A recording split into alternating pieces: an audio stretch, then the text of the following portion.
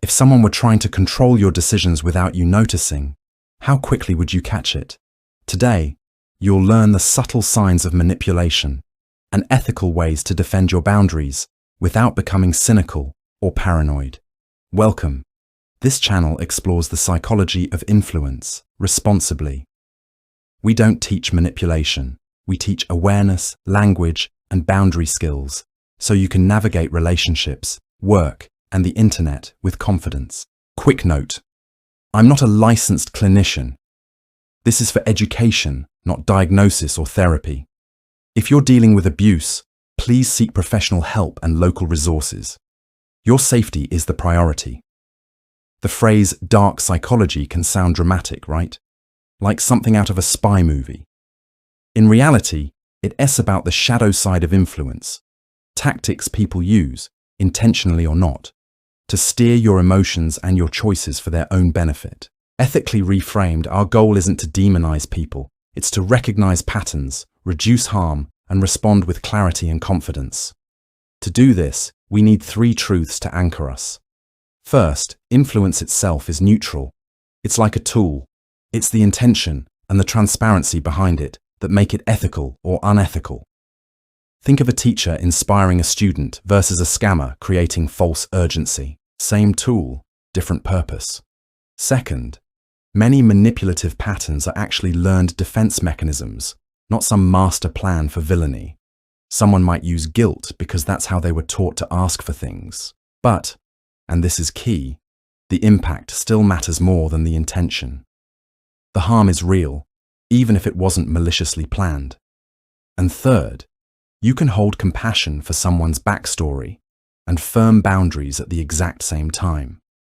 They are not mutually exclusive. You can understand why someone does something and still say, "No, that doesn't work for me." Okay, let's get practical. Let's name 7 subtle tactics you might encounter and give you a simple, powerful defense line for each one. The goal here is not to start an argument, but to calmly and clearly protect your space.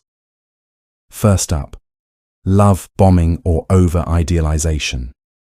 This is that fire hose of praise, gifts, or intense affection right at the beginning of a relationship, be it romantic, a friendship, or even a professional one. It sounds like, "You're absolutely perfect. I've never felt this way so quickly." Or, "You're the most talented person I've ever met." It feels amazing, but the goal, conscious or not, is to fast-track attachment and create a sense of obligation. You spot it when it feels like too much, too soon. There's a pressure to define things quickly or reciprocate that same level of intensity. The defense line is calm and simple. "I really like this, and I move at a steady pace." This honors their feeling without getting swept away by the current. You're setting your own tempo. Next is future faking. This is when someone paints a beautiful, detailed picture of a future with you, but their actions never line up. They'll talk about the trips you'll take, the business you'll build, or the life you'll have together. The promises spike, but the day-to-day actions are flat. They don't follow through on small commitments, let alone the big ones. It keeps you hooked on a fantasy. You spot it when you realize you're more in love with the potential than the reality. The defense line here is about grounding yourself in the present. I make decisions based on consistent actions, not promises. It signals that you value what is, not what might be. Tactic number 3 is a subtle form of gaslighting. We often think of gaslighting as big, obvious lies, but it's frequently more insidious. It's the small comments that make you question your own memory, perception, or feelings. Things like, "Are you sure? You tend to be a little sensitive," or "That never happened, you're misremembering," or simply, "You're overreacting." You spot it when you find yourself constantly second-guessing your own sanity or apologizing for things you're not even sure you did. You feel foggy and confused after conversations. The defense is to anchor yourself to reality. Your line is, "My experience is valid. Let's stick to the specific facts and timelines we can both agree on." This moves the conversation away from your emotional state and back to objective reality. Number 4 is guilt leveraging. This is when someone uses your sense of obligation or gratitude to get what they want. It's the classic, "After all I've done for you," or "I'd do it for you, but I guess you don't feel the same."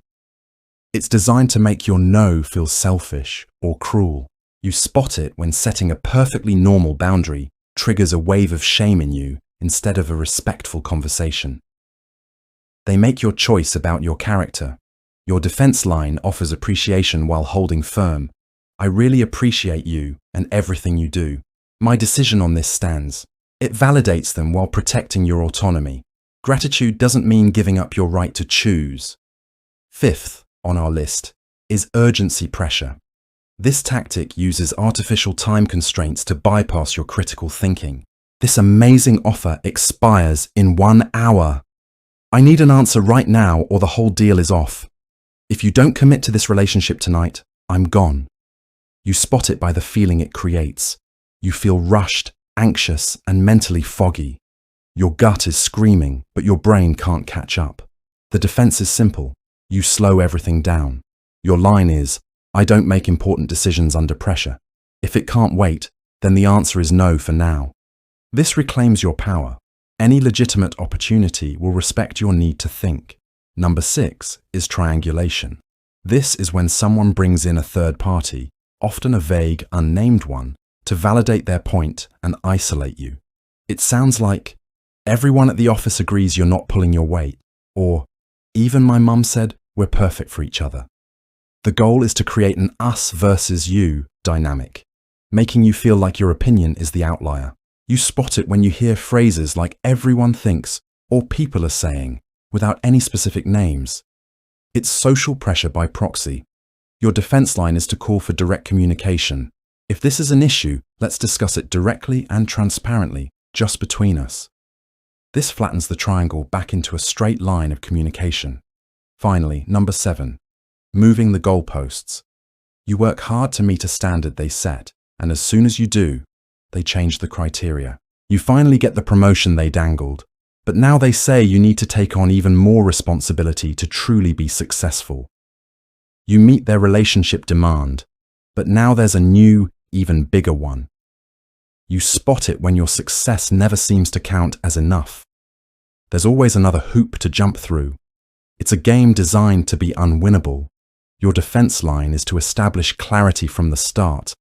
Let's define what success looks like for this project up front and agree to stick to that definition. This creates a shared, stable benchmark. So there you have it. Love bombing, future faking, gaslighting, guilt leveraging, urgency pressure, triangulation, and moving the goalposts. Just naming the tactic is often enough to reduce its power over you. Remember, your defense line doesn't have to be delivered perfectly or aggressively. It just needs to be clear, calm, and repeatable. It's not about winning a fight. It's about maintaining your integrity and your peace of mind. You have the right to your own decisions, your own pace, and your own reality. All right, let's talk about the boundary formula. It's simple, powerful, and easy to remember. Just think: calm, clear, consistent. Boundaries aren't threats. They're not about punishing the other person. They are simply clear information about what you will and won't do. They are your operating manual. The first step is calm. Before you say a word, you have to regulate your own nervous system. When you feel that rush of panic or anger, your brain's creative problem-solving centers shut down. Take a deep breath, a real one. In through the nose, out through the mouth. Feel your feet on the floor. Get grounded before you communicate. Next, be clear. You don't need a 5-paragraph essay explaining your reasoning. In fact, the more you explain, the more you give someone to argue with. One single direct sentence is usually enough. It's not mean, it's clear, and clarity is kindness. Finally, be consistent. This is where most boundaries fall apart. After you state your boundary, you don't debate it. You don't renegotiate it. If they push back, you simply repeat your line, like a broken record. Consistency is what teaches people how to treat you. Let's put it all together with an example. Imagine someone is pressuring you for an immediate decision on something important. First, calm. You feel the pressure rising. You take that quiet breath. Second, clear. You say, I won't be making a decision on this today. That's it. No apology, no long explanation. Third, consistent. They'll likely push back. But I really need to know now. You stay calm and repeat, almost word for word. As I said, I won't be making a decision today. And then you disengage. You can change the subject, walk away, or end the conversation. You don't get pulled into a debate about why. The boundary is the end of the discussion, not the start of one. Calm, clear, consistent. That's your formula. Now let's apply this to a few quick, real-world scenarios. First up, a classic work situation.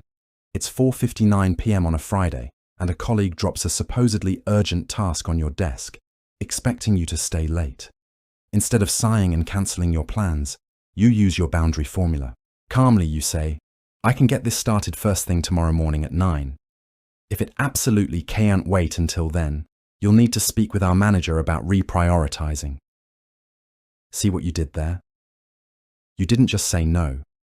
You reframed their manufactured urgency and redirected them to the proper channels for changing priorities. It's not your emergency. Next, a relationship scenario. You share your feelings about something, and your partner hits you with, you're just being too sensitive. This is a classic label used to dismiss your feelings. Your defense? Don't argue the label. Instead, say something like, I'm just sharing how their actions landed for me. Instead of labeling my reaction, let's talk about a solution together. You shift the conversation from a judgment on you to a collaborative search for a solution. You turn their label into a launchpad for problem solving. Finally, let's go online. You're in someone's DMs, and a seller is using high-pressure tactics. This amazing deal expires in 1 hour. You'll never get this price again. Your defense is to pause. Simply say, or just think to yourself, I don't make decisions under pressure. Thank you for the offer. And then you mute the chat. If an opportunity is truly right for you, it will still feel right tomorrow without the countdown clock. You give yourself the gift of time. Pressure is a signal to pause, not to purchase. Okay, let's do a quick 60-second self-check.